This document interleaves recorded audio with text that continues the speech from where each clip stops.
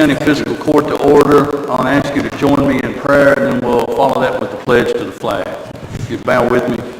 Heavenly Father, we do want to thank you for the day that you've given us. And Lord, we thank you for the opportunity to gather in this place and work on the business of the people of Simpson County. Lord, we ask you for clearness and direction today, that you would lead us and guide us in this meeting.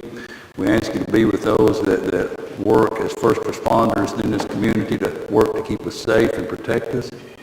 And Lord, today we just ask a special prayer for one of our OEM volunteers, Mr. John DeMartis. We just ask you, Lord, to heal him, to touch him, and help him through this difficult time that he's facing.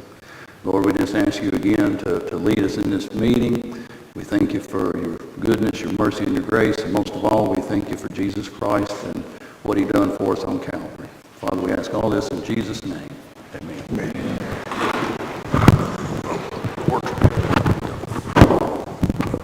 I pledge allegiance to the flag of the United States of America and to the republic for which it stands, one nation, under God, indivisible, with liberty and justice for all. So Jolene, do I get you or Beth? Who do I get? All right, Beth, you come on. We have this is not on our agenda, but the clerk's office is wanting to present their 2020 year-end settlement. So.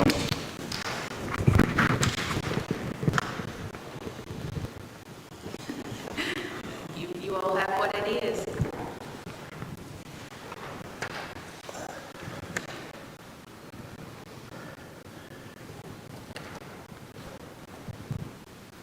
Mason did get the one that has the big check inside. Yeah, she said big check. It's like $45.97. And for those watching, this check is not made out to me. It's made out to the Simpson County Treasurer, and Nicole, the treasurer, will be getting this check after this meeting. So you just need a motion. I guess we just need a motion to accept county, the treasurer, or the clerk's year-end settlements. Got a motion? Much correct. Right. And then the check for the excess.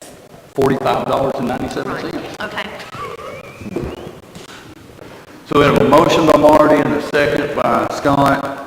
Any other question or discussion? All in favor, aye. Aye. Aye. Any opposed? Motion carries. All right. I just want to ask her how, like with passports and all, how are they doing right now? We have not started passports back yet. The main reason we haven't is still with COVID and not coming to the office, and we've got 2 new people that have not been trained on yet. So I don't know for us to start back in August with training, and so if we do, we'll start having all passports. Okay. But right now, we have to go to all training for I'm glad I asked, because I had some people say they were thinking about it. yeah, that's what all 3 of us right now. Hopefully, we'll be back to processing the probably fall. Okay, good deal. Very good. We're good. Thank you, guys. Thank you. Thank you. All right. Next gentleman, Sheriff, there doesn't happen to be anyone out in the corridor. There's no one out there, sir. I just checked. Thank you, sir. We had a gentleman listed that was going to be here. You see that on your agenda here. But I'm going to ask our P&Z administrator, Carter Mundy, to come onto the microphone, because I think we need to take this topic up, even though this gentleman didn't make it to the meeting this morning. Because I think we get this question quite often, and I'll do a brief overview of this, but Carter can elaborate on it even more. For years and years, people could locate a mobile home onto a piece of property zoned agriculture. They were getting conditional use permits to locate that there. My understanding from talking to Carter, that really there was no mechanism in the planning and zoning regs even back then to issue the conditional use permits, but they were being issued. Now, and I'm sure y'all probably do understand, but for the public watching that maybe does not, anytime that you locate something in a zone where you're required to get a conditional use permit, that conditional use permit goes to that individual, not to that piece of property, nor to that business or residence or whatever. So in other words, if someone come in and got a conditional use permit to put a mobile home there, it would be for that individual and that owner only. Once that owner left that property, anyone else that would occupy that property would in essence have to try to get a conditional use permit, although there's really not a mechanism to do so. Now, fast forward, the kind of the problem we're facing is this. There's been a change in the planning and zoning regs that will only allow for a mobile home to be located on an ag zone with 10 or more acres. Not anything. You couldn't come in with 9 acres and get a permit to locate a mobile home. It had to be 10 plus. Or an R5 zone, which is a residential zone that will allow for mobile homes. R1, R1S, R2, R3, R4, none of those will allow for a mobile home. But we have several pieces of property throughout the county that are back to the old regs of 1 acre or more that has mobile home setting on it. This individual that is listed that was going to attend today has a piece of property such as this out in the Middleton area. I think, Carter, was it 2 acres he said he owned? Yeah, it's a little over 2 acres. A little over 2 acres. There's an existing mobile home on it, kind of run down, and what this gentleman has requested to do is take it out. I mean, completely remove it and put a brand new one in. According to our current planning and zoning regs, planning and zoning office does not have the ability to issue a permit to do that. So the question, and speaking with this gentleman on the phone, I told him, I said, I completely understand your situation and what you're facing, but I don't have the authority, short of a fiscal court decision, to say, go ahead and do it. And that's when I invited him to the meeting today. So the question comes, do we or should we grandfather any of the existing mobile homes that were on agriculture space prior to the planning and zoning change so that we don't have this issue again? Because we got to do one of 2 things. If let's say that we have someone who actually was issued a conditional use permit some years ago, and they decide to sell that property, technically we can't issue a conditional use permit to that individual today. If they buy the property, you know, we don't know that they're going to come in to get one, but if they buy the property and then they come in later looking for a permit to put a new mobile home, just like this gentleman, he wants to pull this one out, put a new one in. According to the current planning and zoning regs, he would not, an individual would not be able to do that.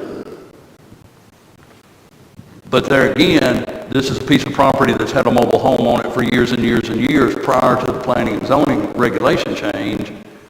And you have an individual that what they're wanting to do is simply upgrade or My thoughts on it is, in this situation, if they're taking a mobile home out and immediately putting a brand new, not one 5 years newer or something, but if they're putting a brand new one in, I'm fine with that.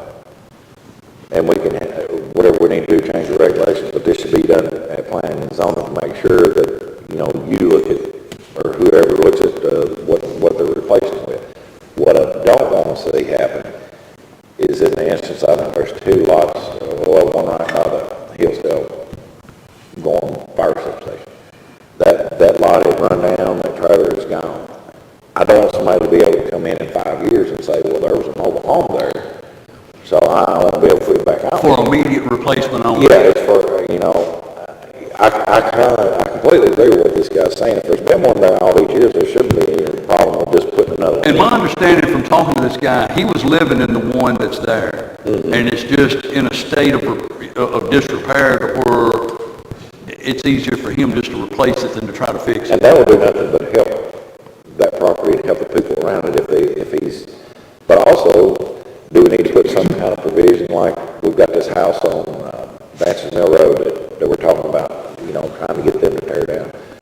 We need to fix something that, well, there was a house there, so, but I guess if it's not more than 10 acres, we wouldn't have to worry about it. Yeah, on that piece of property, like once that house is gone there, and I don't know how much land is involved in that piece of property, but once that house is gone, and I'm sure that piece of property is zoned ag, right, isn't it? It is zoned ag. So once that property's gone off of there, unless that piece of property is more than 10 acres or more, you wouldn't be able to locate a mobile home there anyway. I was just trying to think of every Yeah. scenario, but like I say, the biggest thing, I don't want there to be a loophole where somebody can say, well, there was one there 5 years ago. I do like that idea, Carter, that we're talking about immediate replacement.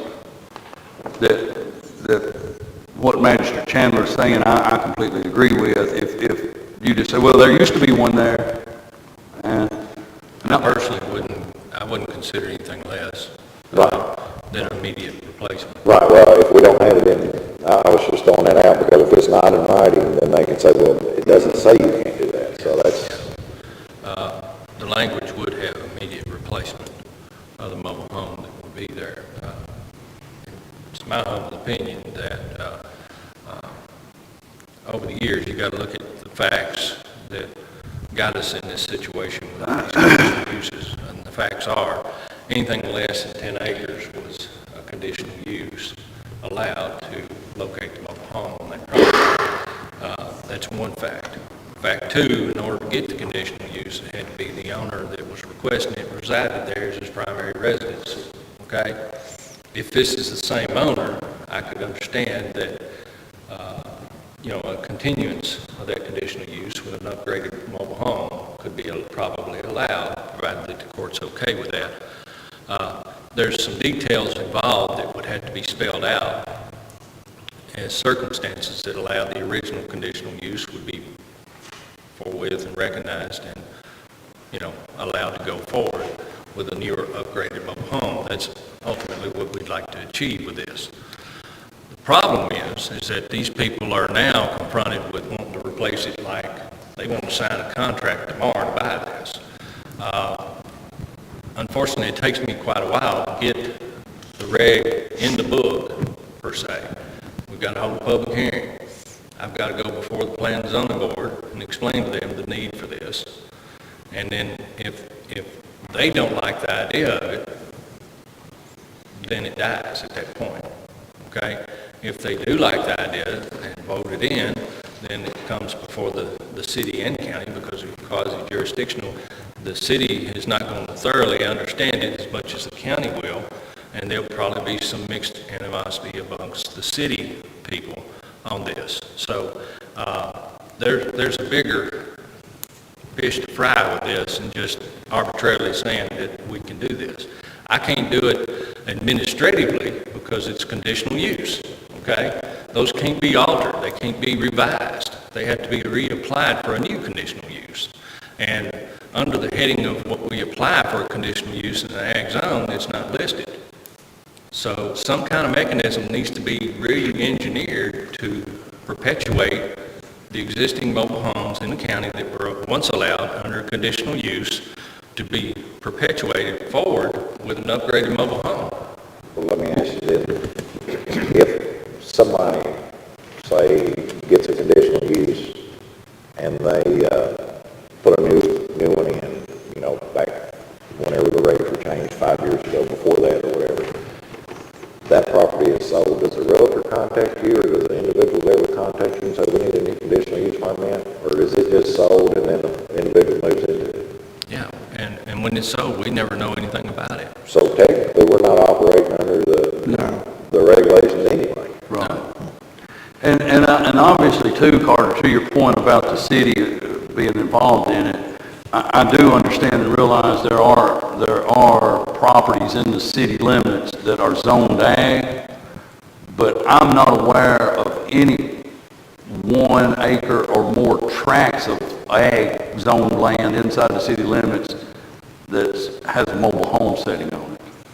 That's because the city's always had a rule that a mobile home will be located in the city limits in the R5. Yeah. So, I mean, I don't really think that shouldn't affect, I mean, the only thing that the city would be concerned about should be the R5 zones. Right. Where basically you get a mobile home park.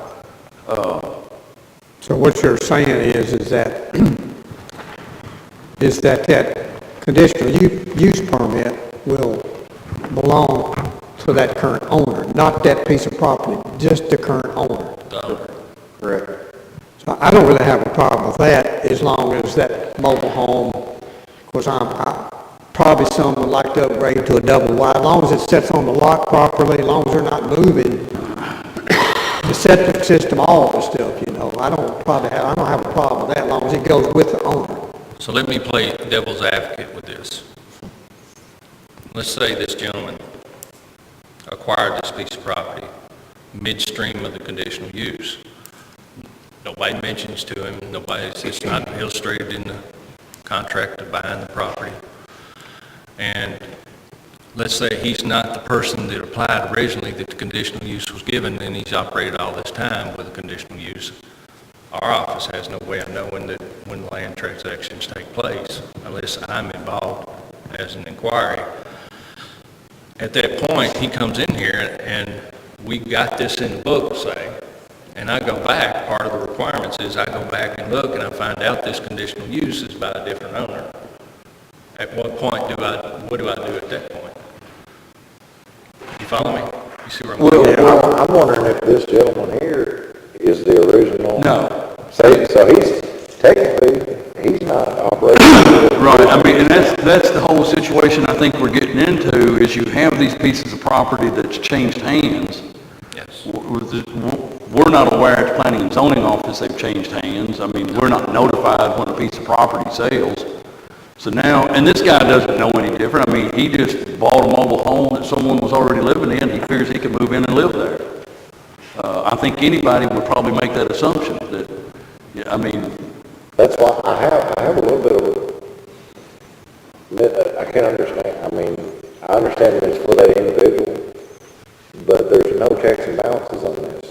So once somebody gets a conditional use permit, I know it says on that permit it's for that, but once they sell it, Yeah, the buyer doesn't know, buyer doesn't even care if there's a mobile home. I think our safest fix would be, so we don't even have to even mention or talk about conditional use permits, would be to grandfather any existing mobile homes that were existing. We can even word it like this in the regs, that are existing outside the city limits of Franklin on an ag zone piece of property under 10 acres would be able to remain as such.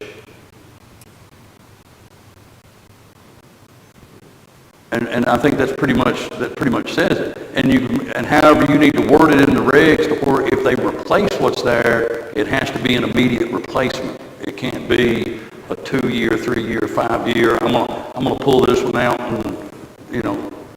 But once that mobile home is gone, if it's less than 10 acres, it can't be another one put in 2 years down the road. Right. It's either immediate replacement or it automatically follows the new regs. Yeah. And that would be outside the city limits, so you wouldn't have to. You know, you think about this. Somebody could disconnect their sewer, their electricity, and their water without contacting any utilities. Mm-hmm. They could remove a mobile home and pull one in, and would never know it. Never know it. Never, you're right. You never do know it. And even somebody could remove a mobile home and still leave these utilities connected. Mm-hmm. And could bring a mobile home in 5 years later. We never know. We never would know. Well, except I think the mobile home manufacturers, they come to get a permit, don't they? Oh, did it? Okay. Usually when I usually learn about these is when they're trying to do a sale contract at one of the mobile home dealers, and they'll call me and ask me the regulation, and I'll tell them that you got to have 10 acres. Well, then they fight that battle with me back and forth. Then I find out there's an original mobile home there, and then they throw back in my lap that, well, it was allowed before, why is it not allowed now? And I said, because it changed in 2018. Well, what are these people supposed to do? And I said, well, move it to an R5, and that's the way I respond. Well, what's an R5? Well, it's a mobile home park. Well, they don't want to be in a mobile home park. Then they go with a modular, as our regs provide, or a conventional built home. Well, this is a modular. Well, not by the definition that we have in our book, which is very unique, I find out, that the modular home definition is broad, a broad spectrum out there in the industry. So I like the definition we have in here because it's point blank, very descriptive enough to understand there is a difference. And that's where we get into. We've still got this differential. That's another story at another time. The issue here is that we've got people that are going to need conditional uses or some way to perpetuate the existing conditional use that we don't give out anymore. That's the real need right here in front of us. And Well, so I guess here's where we're at. I mean, and I'm good with the current planning and zoning regs. I'm good with the current requirement of ag 10 acres or more or an R5 zone. But I would not be opposed, I am not opposed to changing some language that would allow people outside the city limits of Franklin to do an immediate replacement of a mobile home on ag land that is under 10 acres. because, and here's the other side of this, if the mobile home catches a fire and burns up and the insurance company wants to replace it, we have to allow that. And I don't want anybody on the planning to put on zoning board to think we're trying to override them or anything, but I'm fine with approving this morning, because this is obviously something that needs to be done.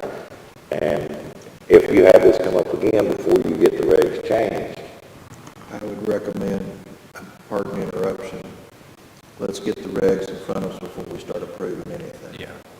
So any approval would need to be case by case prior to the regulation change? Yes, but I would not recommend that, because then down the road, well, this was not under regs, new regs, this was done by the fiscal court itself, and so. So your advice is, if we want to authorize a P&Z regulation change, we make a vote, give Carter the marching orders to get those? I don't think we need to vote. I think we just give them his marching orders and say, go on and prepare regs, and then when they're ready, then we'll take those. Planning and zoning will approve them or not. If they approve them, they'll come to us. So if the counselor says we do not need a vote, I guess all we need is a nod of head. Are all of you good with Carter reworking some of the P&Z regs that would allow for immediate replacement of a mobile home on ag land under 10 acres outside the city limits of Franklin? Yeah, I'm good with it. I'm good with that. But what's they going, how long is this guy gonna have to wait? Well, he's not here today, so he must not be in that big a hurry. I'm not trying to be ugly, it's just, I know when I was building my place, if I wasn't fired up enough, my wife would fire me up enough, so I'm just saying. How long you think, Carter? Month? Usually it takes 90 days to get these kind of things done. Well, I mean, I'm not going to go against the advice of the counselor, so. See, we have to hold a public hearing. No, and that's right, and I'm just saying, I think before we start carving out things, I think the best thing to do is, I don't disagree with what you're all proposing, but we need to modify the regs, and let's do it by the regs. Is anyone opposed to Carter doing a revamp here? but I'm fine if he just wants to walk instead of march. Okay. Now, incidentally, I've got two people now hoping. Okay. I got another one that called just after you left my office. Well, I think you're safe to tell them that after our meeting this morning, you've been directed to work on these regulations, but we've also been advised by the county attorney not to approve anything until the regulations are approved. And then once the regs are approved, it's out of our hands, it's back in your all's hands where it belongs. All mine's good? Yep. All right. Thank you, Carter. Appreciate it, Carter. All right, gentlemen, moving on. If you had an opportunity to review the minutes of our March 2nd regular fiscal court meeting, I need a motion and a second to approve that meeting. Motion made. Motion by Nate, second by Marty. Any question or discussion? All in favor, aye? Aye. Any opposed? Next, gentlemen, if you had an opportunity to review the minutes of our March 2nd special called city-county joint meeting, I need a motion and a second to approve those minutes. Motion. Got a motion by Scott? Second. Second by Myron. Any question or discussion on that? I got a question. Okay? Did you all, it said you and, the city manager are going to discuss the date on that, Embassy Day? Have y'all discussed that? We did, and let me flip my calendar open here.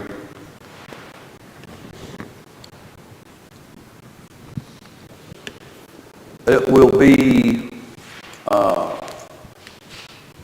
that Thursday and Friday, April 22nd and 23rd. Have you set the locations?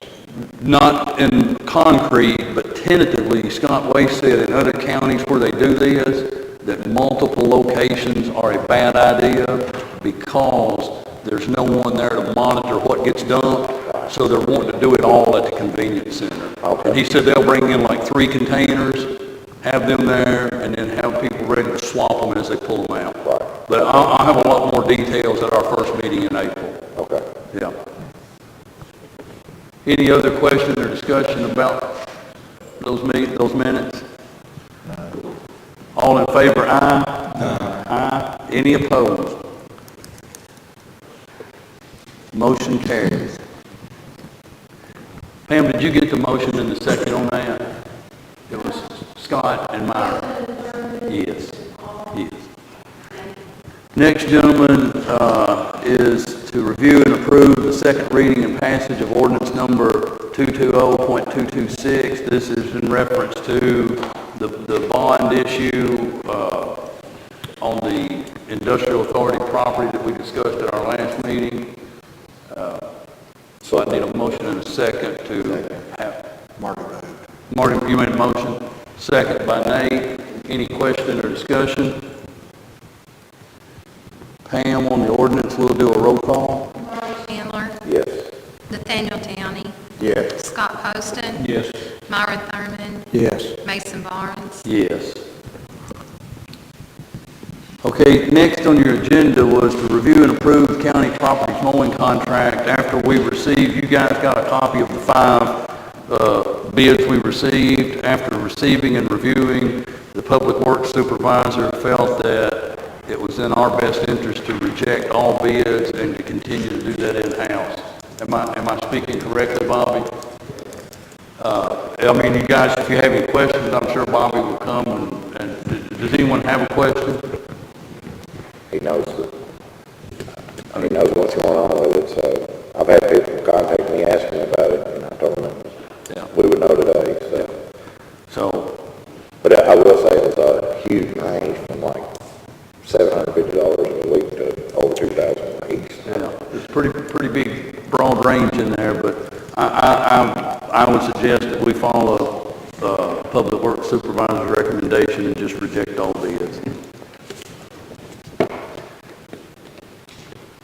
All right, the next we need is, No. if we just reject them, wouldn't need a vote, would we? Only if you're only voting if you're accepting someone, making a contract with them. All right. Good question. So next would be, and I think we used quite a bit here a few weeks ago, but we need to authorize participation in the Keiko Road Salt Reverse Auction. So I would need a motion and a second to authorize that participation and to authorize the judge to sign any necessary documents or paperwork that might be needed. Motion move. Second. Motion by Nate, second by Marty. Any question or discussion? Bobby, how long was the stockpile of salt that you used up? How long had we had it on hand? We got back salt to that thing for about 5 years. All right, so what we're hoping is, once we get through this auction and get another stockpile, it'll be another 5 years before we use it. So it's really not bad. I mean, if you think about what you spend on salt, you average it over 5 years, we're probably doing okay. Yep. We hope it's 10 years. Hopefully. We'll take 5, but 10 will be great. Any other question, discussion? Did we get a vote? Marty and Nate made the motion. Nate and Marty. Yeah, I think Nate. Oh, and Nate made it, Marty seconded. Any other question or discussion? All in favor? Aye. All right, gentlemen, statutorily, we have to acknowledge receipt of the jailer's proposed budget by April 1st. This will be our last meeting prior to April 1st, so you have copies of what the jailer has sent as proposed budget.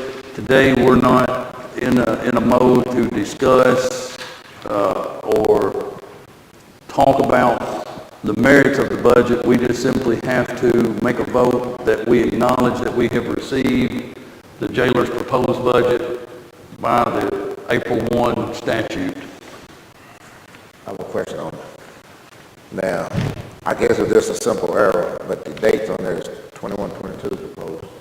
So that's a year ahead. Are we looking at No, that's the budget. 21, 22? Yeah, fiscal year 21, 22. It'll start July 1 and end 1 and run through June 30th of 22. Okay. Yeah. And there again, our vote today is not saying that we agree nor accept with the budget that the jailer presented, just that we acknowledge that we have received his proposed budget. Make a motion, as we receive it. All right, we got a motion by Scott that we acknowledge receiving the jailer's proposed budget. Myron, a second. Any other question or discussion? I'll just say that I will vote to receive this, but I'm not going to vote to approve. Well, the motion is to acknowledge we received it. Any other question or discussion? All in favor, aye? Aye. Any opposed? Thank you, gentlemen. And in that mode, by the way, next Monday, I will be having a department head meeting to talk about capital expenditures. County treasurer is working on plugging in some numbers for the budget. Tentatively, if she don't give me that laser beam eye when I say this, we may have our first budget planning maybe Thursday afternoon, April 1st. And she said it sounds great. So No laser eyes. yeah, no laser eyes. So tentatively schedule Thursday afternoon, probably 1 o'clock, April 1st, and 1 o'clock, April 1. Special call for it. It'll be a special called meeting for budget discussion only. Thursdays are bad days, I will probably wouldn't come anyway. Sam would be more excited if he could do budget and roads. Yeah, Okay. All right. I'll take an extra espresso for that. So, but we'll notify you in the affirmative once we know for sure, but I think we can make that happen. And what the goal, what I would like to see happen is we could have that budget discussion April 1st, talk through any changes or anything we need to do, get all those plugged back in, reworked, and maybe a couple of weeks later on the 15th, come in and kind of go through another budget session and make sure everything's satisfactory so that we could get first reading on possibly, and I think it's our April 20th meeting. That'll get us a little bit ahead of the curve, so hopefully it'll work out that easily. Speaking of budgets, if you gentlemen had an opportunity to review the budget transfers, we would need a motion and a second to authorize those. So move. Got a motion by Nate, Second. second by Myron. Any questions or discussion? All in favor, aye? Aye. Any opposed? All right, next, gentlemen, if you had an opportunity to review the bills and claims, motion and a second to approve those? So moved, Mason. Motion by Myron, Second. second by Nate. Any question or discussion? All in favor, aye? Aye. Any opposed? Motion carries. And then finally, if you had an opportunity to review the February 28th, 2021 financial statement, I would need a motion and a second to approve that financial statement pending audit and allow or authorize the judge and the treasurer to sign that statement. So moved. Motion by Myron, second by Scott. Any question or discussion? All in favor, aye? Aye. Any opposed? Motion carries.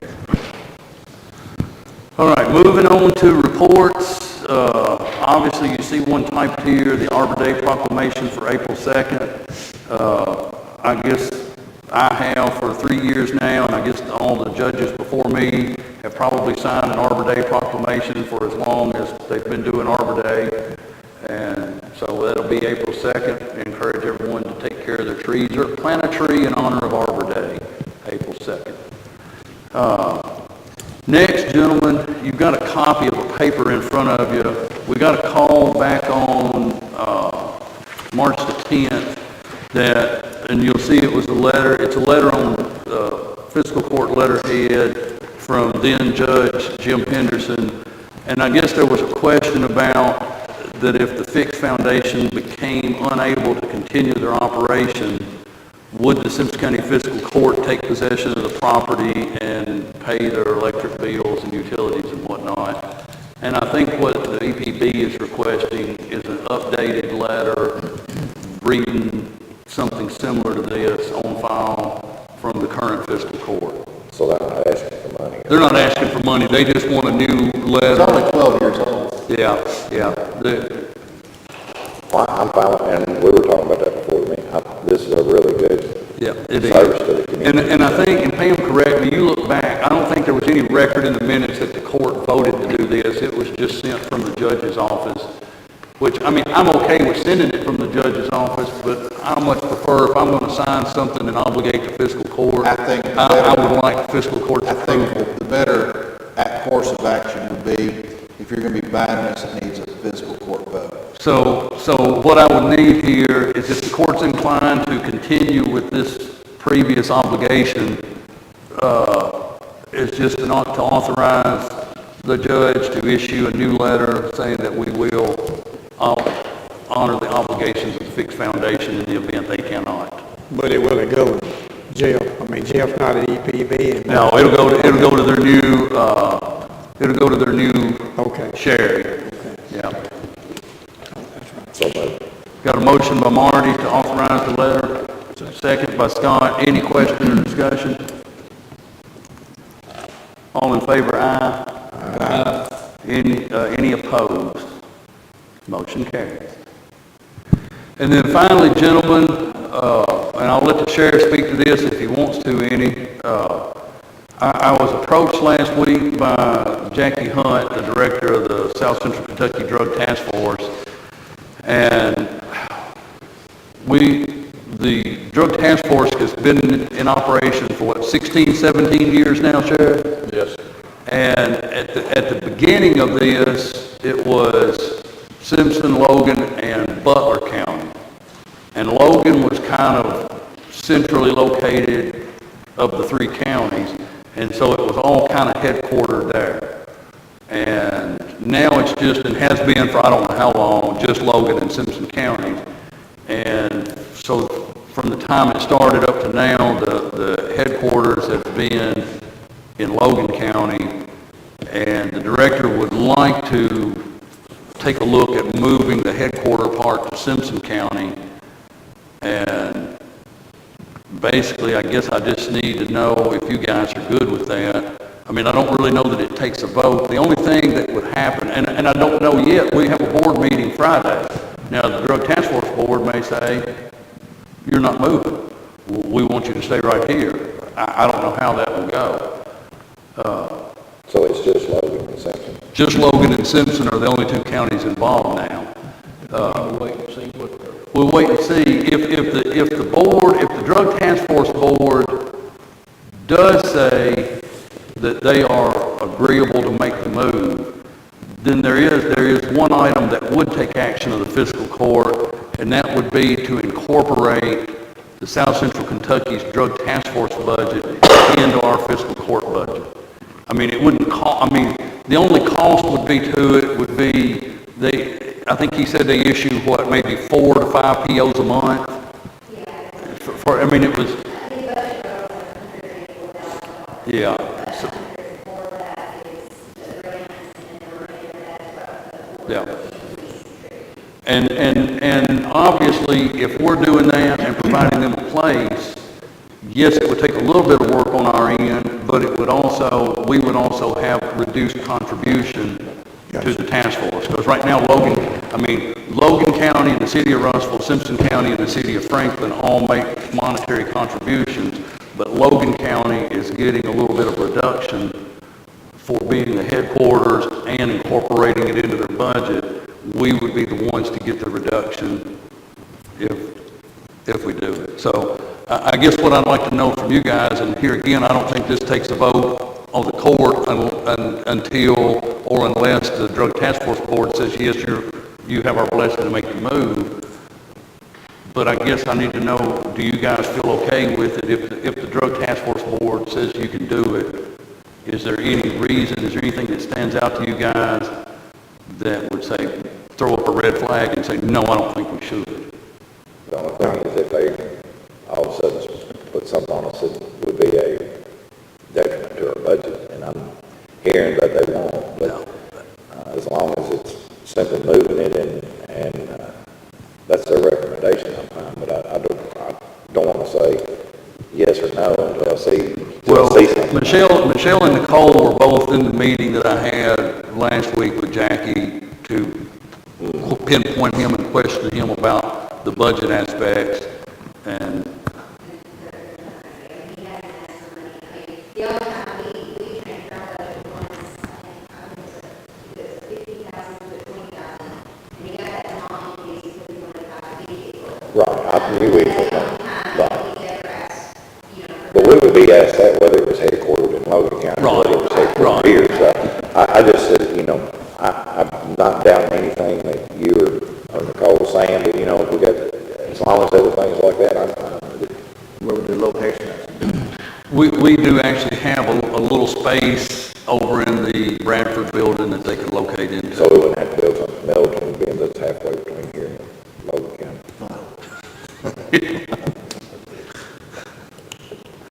So we'll see in the Bradford building, you say? Okay. I think you can tell them if they want to move, they can vote that way, and we'll go from there. Okay. All right, gentlemen, that's all I have. Myron, you have anything? One thing, Lake Springs Road, which starts at 31W, ends at Witt Road. Due to the agritourism that Ruby Branch is bringing to our community, they have requested for a speed limit on that road, 35 miles an hour, which I think would be, is it enforceable? Who knows? But I think as far as the amount of people, the amount of children that's out there, I think that's is a good idea. And I'd ask the court to look into that. If we need a motion today, I'll make a motion that we change the speed limit on that stretch. Is there a posted speed limit on that road? No, but I think it's 55 miles an hour. It's not posted. that road. So you're gonna make a motion that we establish a 35 mile an hour speed limit on Lake Springs Road? Yep. I'll second. So Myron's got a motion, Scott seconded. Any question or discussion? All in favor, aye? Aye. Any opposed? Thank you, Myron. Have anything else? No, that's it. Scott? I'm good. Thank you. Good. Nate? But no more than the recreation of baseball was already, people was already signed up. Last Saturday was the first Saturday, and then I have one more Saturday, that's just coming up Saturday, March the 20th. Sign up for baseball and for girls softball. out at the, park. Very good. And we're gonna have a Board of Girl Club meeting this coming Wednesday, well, tomorrow. So, I'll get the information today for our next meeting. Okay. That's it. All right, thank you, sir. You're welcome. Marty? No. Counselor? Pay your taxes. Sheriff? Yes, sir. I'm not sure if fiscal court has to approve this or not, Sam can advise, but I have 2 vehicles that aren't owned by the county, they're owned by the sheriff's office. And how that happens, there's very little things that are actually owned by the sheriff's office. You hear us mention drug fund on occasion, there's not much in our drug fund generally. 3 years ago, we got in a bind with our vehicles, and y'all heard me mention a couple of times, well, several years ago, I had to raid my drug fund to buy 2 used cruisers for the sheriff's office to use. That's the 2 vehicles I'm talking about. We've gotten use out of them, they saved us at the time, but they've gotten older, and I need to get rid of them. Honestly, when I sell them, the money doesn't come back to the county for these 2 because the county doesn't own them. By law, I have to take that money and put it back in my drug fund so that I can use it. What I try to use the drug fund for is, when I ask y'all for 2 vehicles, that's not enough to get us through. What I do is occasionally try to buy a vehicle out of our drug fund to keep that off y'all's back. So, I'm looking at selling those. I don't know if y'all have to approve it or not. I do know Pam's got the titles to them, and I'll need to get those titles at some point. And the titles actually have Simpson Fiscal Court, Simpson County Sheriff's Office on the title. So I guess I'm asking for permission to sell them if that's needed. Sam, do they need to approve that or not? If it's got physical court. That's just the way we put them on. Y'all didn't pay any, you don't, I understand. but But I think just, technically speaking, no. But out of an abundance of caution, because of the way the thing is written on the title, probably would not hurt just to have a court authorization. But we just. Are you gonna it's be on belt and I've suspenders. got somebody coming and looking at them today. A So different police agent. we need a motion to authorize the sheriff to go ahead and sell his drug vehicles and to replenish that funds back into his drug fund. And these are not drug seized vehicles, I want to make that clear. They are 2 police cruisers with equipment that I'm selling, that I may sell to a different police agency. If I don't sell it to a different police agency, I'll get somebody coming and looking at them today. If they don't sell there, then probably May is when we're looking at having our auction we've been talking about. We'll strip the police equipment, put them in the auction to be sold as part of that auction. But anyway it goes, to be safe, like Sam said, that's what I'm doing, so. I mean, but for the way they're titled, I would say no, but just, as I said, belt and suspenders, let's just go on and authorize it, there's no question whatsoever. So I'll make a motion to authorize the sheriff to surplus the 2 vehicles that he bought with drug fund money, and to replace to use the proceeds to put back into his drug fund. Hey, and that's perfect, but, and for the record, we refer to them as Unit 22 and Unit 23, for VIN numbers and everything, to make sure there's not there. You all right with amending Unit 22 and 23 to your motion? Yeah. And Nate seconded. Nate seconded. Any other question or discussion? All in favor, aye? Aye. Any opposed? Carry on, Sheriff. Was that all the news you had for us? That's all the news I had, sir. Chad, did jailer authorize you to say anything today? Okay, just checking, see if there was any information from the jail today. County clerk evidently did not, she's not here. Did I see the chief out there? No report. Our maintenance supervisor had an issue at the Justice Center, but he said all is well with them. Bobby, any report? Carter, anything else from planning and zoning? Gentlemen, I need a motion to adjourn. So make adjourn. I think I heard Nate and Marty. I don't know which one was first, so you can say, I heard Nate and then I heard Marty, so